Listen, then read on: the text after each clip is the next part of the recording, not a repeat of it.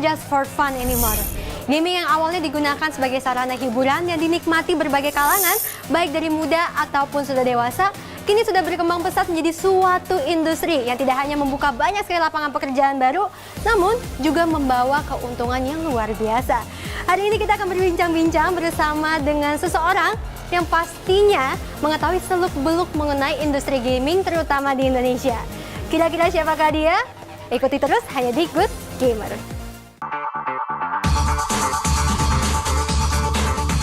Peribahasa ada gula ada semut yang berarti di mana ada kesejahteraan maka orang akan tertarik untuk berada di dalamnya, selalu berlaku di segala lini.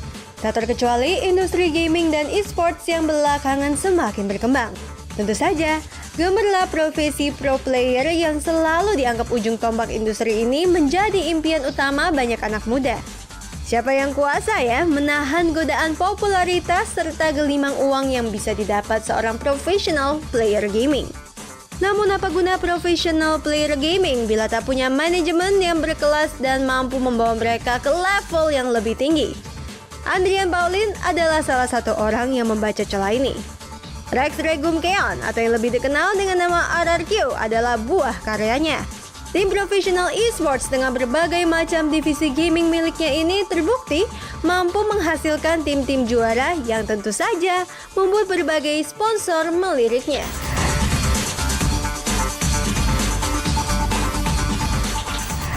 Oke, Good Gamers, sekarang Jenny sudah bersama dengan Pak Andrian Pauline atau biasa dikenal sebagai Pak Ape, yaitu CEO dari tim Rex Regum Keon. Terima kasih banyak loh Pak hari ini sudah hadir.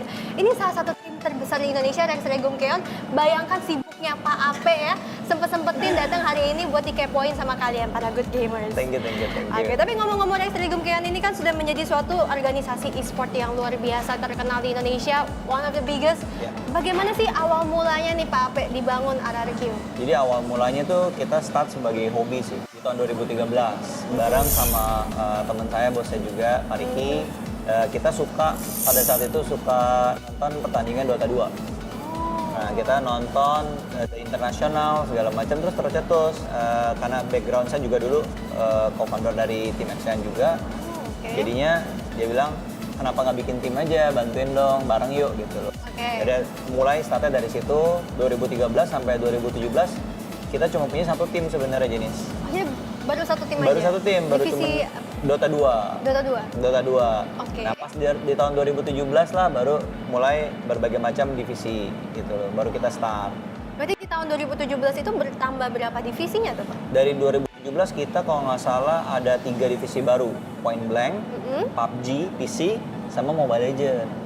Oh, sebenarnya suatu perkembangan yang lumayan ini ya. Iya. Dari satu tim terus menjadi ada 3 divisi tambahan. Karena pada saat 2017 itu dari grup kita sendiri bilang kayaknya e-sportnya harus sudah mulai difokusin. Karena dari 2013 sampai 2017 itu sebenarnya hanya hobi, jadi benar-benar all the expenses, bisnis saya benar-benar nggak diperhatiin gitu jenis. Jadi benar-benar dari pribadi owner sendiri gitu. Jadi dianggap dari kayak sampingan, proyek sampingan ya. Hobi aja lah ya. Gitu. Not even a project actually. Bukan even project. Nggak sampai dikonsider as ini project yang ada targetnya, ada goalnya. Pada saat itu kita nggak mikir ke arah sana. Kalau gitu, apa sih yang membuat Pak Ape dan juga rekannya nih ya, Pak Riki itu akhirnya memutuskan untuk kita serius masuk ke industri gaming atau e-sport ini? Growth-nya, perkembangannya, pertumbuhannya di Eropa, di North America, di China ataupun di Asia itu setiap tahun dari 2014 itu selalu double. 2014, 2015, 2016, 2017. Jadi kita kayak lihat, waduh, growth-nya cepet banget, growth-nya pesat banget. Nah, kita ngerasa Indonesia benar-benar belum terdevelop dengan baik, belum ada pesaingnya, belum ada yang masuk. Jadi ya kita coba seriusin deh gitu loh. Sebagai tim yang udah lumayan lama juga. Tapi itu bisa dibilang cukup daring move ya, karena kan anggapan tahun 2013-an itu sampai 2017 bisa dibilang e-sport Indonesia itu masih lempeng-lempeng aja ya nggak sih? Betul. Ya kan, dan apalagi kalau misalnya ngomongin soal pandangan terhadap game di Indonesia, stigma terhadap game. Nah kalau dari Pak Ape sendiri, menurut Pak Ape kan banyak banget ya orang tua yang masih punya stigma tertentu terhadap gaming. Ya, saya selalu ngomong sama di beberapa kesempatan ya, Jenis, bahwasannya kalau misalnya ada pembagian waktu yang jelas sama tanggung jawab, saya pikir dua-duanya bisa berjalan dengan seimbang. Oke. Jadi yang dikhawatirkan sebenarnya kan lebih ke arah pendidikan. Iya. Nah, tapi kalau misalnya kita bisa bagi waktu dengan proper, dengan benar, banyak loh anak-anak di RRQ yang masih kuliah, yang masih sekolah juga gitu loh. Kita support gitu loh.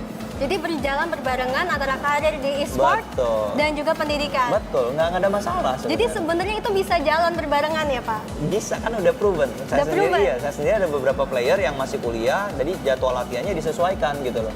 Mereka bisa dapat salary as a professional player, mereka bawa nama kita juga, tetapi tanggung jawab mereka sebagai anak untuk menyelesaikan pendidikan juga nggak terbengkalai gitu loh. Bisa jalan beriringan gitu, nggak ada yang harus dikorbanin sebenarnya. Sebenarnya nggak ada yang harus dikorbanin, kembali lagi ke masing-masing pribadi. Exactly, masing-masing dan juga pribadi. pasti bimbingan ya Iya, dari orang-orang pasti lebih sekitar. capek, tapi ya It's the price you have to pay. Ngomong-ngomong soal berkarir dan pendapatan dari para pro player nih Pak, ini pasti menjadi pertanyaan semua orang. Emang kalau misalnya kayak kerja kantoran kurang lebih kita udah tahu lah ya roughly UMR-nya berapa gitu. Cuma kalau pro player ini kan masih suatu industri yang asing sekali ya, terutama mungkin buat yang lagi menyaksikan nih para good gamers.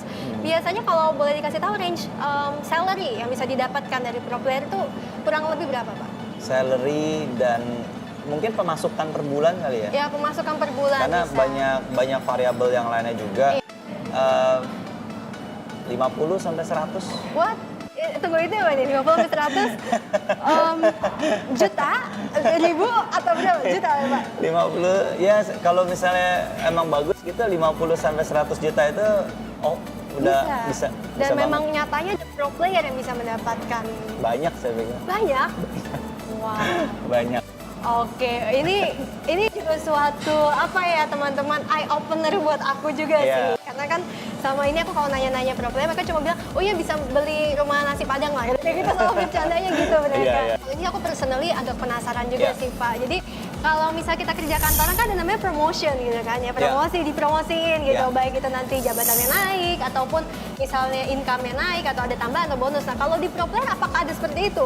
Actually dia nanya, apa dapat THR nggak sih kalau jadi pro player? Ini dia nanya gitu loh Pak. Kalau untuk itu treatmentnya beda sih ya jenis ya, perlakuannya beda. Jadi lebih ke arah kita ada kontrak, terus udah gitu kalau misalnya mereka achieve goalnya, mereka ada goal yang mereka udah bisa kasih tembus kayak gitu ya, ada bonus lah. Ada bonus. Kalau untuk ada kenaikan gaji dan lain, tentu ada, tapi ada evaluasinya juga kan. Oh, ada evaluasi. Iya, kayak misalnya achievementnya kayak gimana gitu, kelakuannya seperti apa gitu loh. Oke, Tapi jadi seperti itu ya. Jadi DL Vika Cendana tenang aja, kalau jadi pro player yang full time ya, yang full time itu gajinya bisa at least di atas UMR lah ya. Betul. Gitu. Oke. Anyway nih teman-teman good gamers, setelah ini kita pastinya masih bakal mengulik lagi mengenai industri gaming. Kita bakal ngomong-ngomong soal behind the scene pastinya ya dari industri e-sport ini sendiri. So jangan kemana-mana, tetap bersama kami hanya di Guild Gamer.